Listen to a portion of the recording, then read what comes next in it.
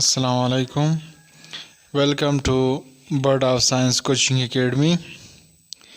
पिछले लेक्चर में जो कि हमने बायोलॉजिकल प्रॉब्लम नंबर 1 पढ़ा था, उसमें हमने ये पढ़ा था कि मलेरिया जो है ये प्लाज्मोडियम काज करती हैं। आज के लेक्चर में हम बायोलॉजिकल प्रॉब्लम नंबर 2 पढ़ेंगे, जिसमें हम ये पढ़ेंगे कि प्लाज्मोडियम ह्यूमन बीइंग को किस तरह ट्रांसमिट होता है, कौन ट्रांसमिट करता है प्लाज्मोडियम को ह्यूमन बीइंग्स को, ह्यूमन इंसान को किस तरह वो ट्रांसमिट होता है। तो मुख्तलिफ जो ऑब्ज़र्वेशन है, सेकंड स्टेप बायोलॉजिकल मेथड में ऑब्ज़र्वेशन है। तो सबसे पहले ऑब्ज़र्वेशन हुए थे कि मलेरिया जो है ये मार्शी एरिया के साथ इसकी एसोसिएशन है। जहाँ पे मार्शस एरिया होते हैं वहाँ के लोगों को मलेरिया भी ज़्यादा होता है जो मार्शी एरिया में होते हैं। लेकिन बाद में ये ऑब्ज़र्वेशन ये भी हुई कि वहाँ के कुछ जो रज़ाकार थे उन्होंने वहाँ का पानी भी पिया, लेकिन उनको मलेरिया डेवलप नहीं हुआ। उसके बाद 1883 में किंग जो अमेरिकन डॉक्टर था, उनने मुख्तलिफ 20 ऑब्ज़र्वेशन किए, जिनमें से कुछ ये हैं कि उन लोगों को मलेरिया कम होता है जो इंडोर सोते हैं बनस्बत उनके जो बाहर खुली हवा में वो सोते हैं, उनको मलेरिया ज़्यादा होता है। और जो ऑब्ज़र्वेशन है वो ये है कि जो स्मोक की फायर के करीब जो लोग सोते हैं तो उनको मलेरिया कम होता है बनस्बत दूसरे एरियाज़ के। और जो लोग मस्कीटो नेट इस्तेमाल करते हैं उनको मलेरिया कम होता है बनस्बत उन लोगों के जो मस्कीटो नेट का इस्तेमाल नहीं करते। तो ये यहाँ पे मुख्तलिफ़ किस्म के ऑब्ज़र्वेशन की थी किंग ने, जिनमें से नंबर 1 जो है कि अगर कोई बंदा ओपन प्लेस में सो रहा है तो उसको मलेरिया के चांसेस ज़्यादा थे उन लोगों को, और जो इंडोर सोते थे उनमें मलेरिया कम पाया जाता था। और जो लोग स्मोक की फायर के करीब सोते थे तो उनको मलेरिया के चांसेस कम होते थे। और जो लोग मस्कीटो नेट का इस्तेमाल करते थे उनको भी मलेरिया कम होता था। और जो मस्कीटो नेट का इस्तेमाल नहीं करते थे बनस्बत उनके जो मस्कीटो नेट का इस्तेमाल करते थे उनको मलेरिया ज़्यादा होता था।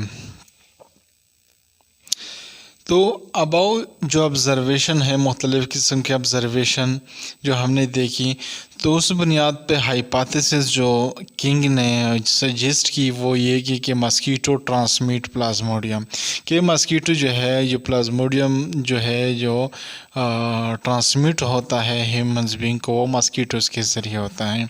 तो फिर इस हाइपोथेसिस को टेस्ट करने के लिए जो डिडक्शन सजेस्ट हुई, if mosquito transmit plasmodium then plasmodium should be present in mosquitoes, कि अगर मस्कीटो इन्वॉल्व है प्लाज्मोडियम की ट्रांसमिशन में तो प्लाज्मोडियम मस्कीटो के अंदर मौजूद होना चाहिए, मस्कीटो के अंदर प्लाज्मोडियम का होना ज़रूरी है। तो ये डिटेक्शन सजेस्ट की किंग ने। Next step experiment end result का है। रोनाल्ड रॉस एक ब्रिटिश आर्मी फिजिशियन था जिन्होंने इंडिया में काम किया 1880 में, और जो डिडक्शन थे वो किंग के उन पे काम किया, वही डिडक्शन पे काम किया कि if mosquito transmit plasmodium then plasmodium should be present in mosquitoes. उसी डिडक्शन पे एक्सपेरिमेंट्स किए मुख्तलिफ़ किस्म के। तो एक्सपेरिमेंट जो है वो इस किस्म के हैं कि सबसे पहले एक्सपेरिमेंट में उन्होंने allow female anopheles mosquito to bite a malarial patient, कि सबसे पहले उन्होंने इस तरह किया कि फ़ीमेल एनोफिल मस्कीटो को मलेरिया पेशेंट पे छोड़ दिया कि वो उसको बाइट करें। तो उसका रिज़ल्ट ये आया। उसके बाद उन्होंने मस्कीटो को किल किया और प्लाज्मोडियम जो मस्कीटो के स्टमक में उन्हें प्लाज्मोडियम मिला। तो फर्स्ट एक्सपेरिमेंट ये किया कि फीमेल एनोफिल मस्कीटो को मलेरिया पेशेंट पर छोड़ के फिर उसी मस्कीटो को किल करके ऑब्जर्वेशन की कि आया जो मलेरिया पेशेंट के अंदर जो प्लाज्मोडियम मौजूद है वो मस्कीटो के अंदर भी अब मौजूद है कि नहीं। तो उसको मस्कीटो के जो स्टमक है उसके अंदर प्लाज्मोडियम मिला उनको। सेकेंड एक्सपेरिमेंट उन्होंने स्पैरो पे किया जो ऑलरेडी मलेरियल स्पैरो था जिसको मलेरिया हुआ था। तो female culex mosquito to bite sparrow suffering from malaria.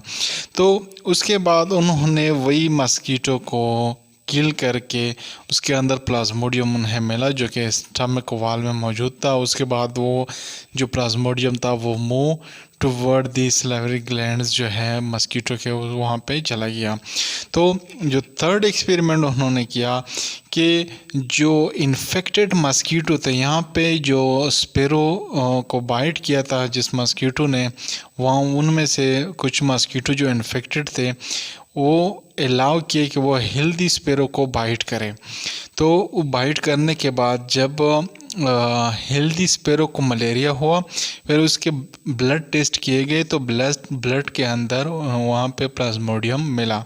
तो ये 3 मुख्तलिफ एक्सपेरिमेंट किए रॉस ने जो कि एक ब्रिटिश आर्मी फिजिशियन था।